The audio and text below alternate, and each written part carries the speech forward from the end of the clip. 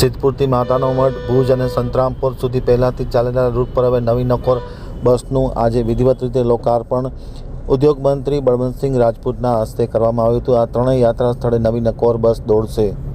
Banaskantha આમતક news બ્યુરોનો એક વિસ્તૃત અહેવાલ। સિદ્ધપુરથી Gujarat state road transport corporation GSRTC દ્વારા 3 નવી બસો કેબિનેટ મંત્રી બળવંતસિંહ રાજપૂતના હસ્તે ફ્લેગ ઓફ કરી અને લોકાર્પણ કરવામાં આવ્યું હતું। સિદ્ધપુરથી માતાના મઢ ભુજ અને સંતરામપુર સુધીના પહેલાંથી ચાલી રહેલા રૂટ પર હવે નવી અને આધુનિક બસો ચાલશે, જેના કારણે મુસાફરોને વધુ આરામદાયક અને સુરક્ષિત મુસાફરીનો લાભ મળશે તેવો આશાવાદ મંત્રી બળવંતસિંહ રાજપૂતે આ 3 નવી બસોને લીલી ઝંડી આપતી વેળાએ કહ્યું હતું।